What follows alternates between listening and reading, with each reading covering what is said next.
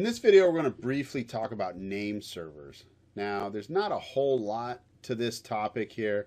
We're going to cover it really quick, and basically what we're doing is, again, trying to tie this all together. So we have our domain name. We have FTP, which is going to be the bridge to send the files over to our hosting account, right? But then we have name servers, and name servers are a part of our web hosting account. If you noticed in our last video, I showed you what the name servers were very briefly as I was creating my hosting account, right? So you can see that these were the name servers right here that were part of my hosting account.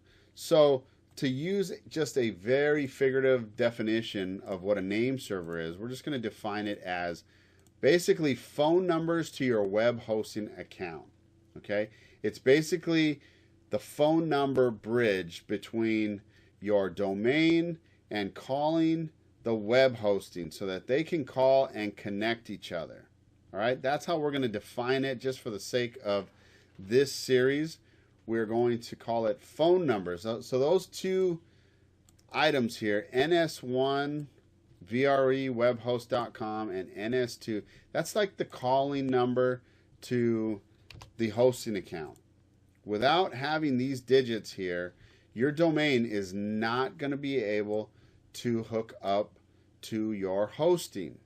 All right, so how do we set that up? Well, let's go over to Namecheap, where I purchased, this is where I purchased my URL, online marketing tutorial videos.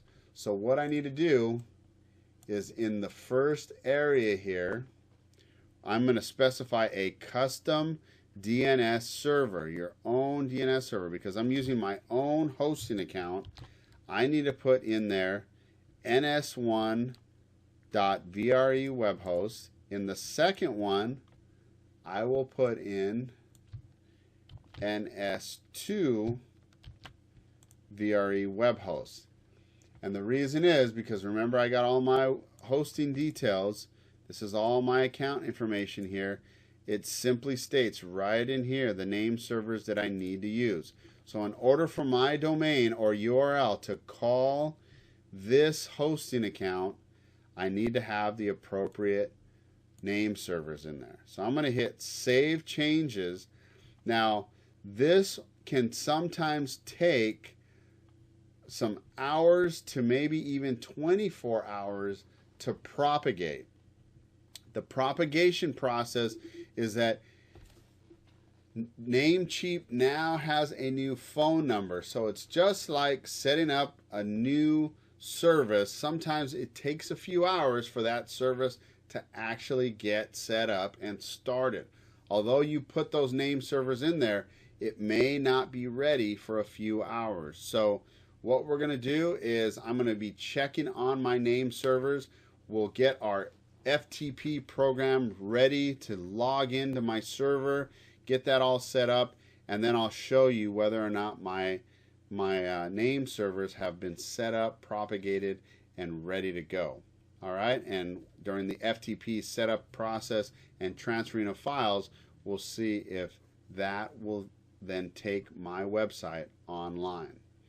All right, so that's a really brief video on name servers and how they work. Remember, you just need to change them out inside of your domain, the domain buying area, or the place where you purchased your domain. That is where you're going to edit your name servers, and you get your name servers from your hosting account details, and that's what I had here from Liquid Web. Okay, that should all make sense. Very simple. It's just a couple of lines that you have to add in there, and once you do it once, you're pretty much done.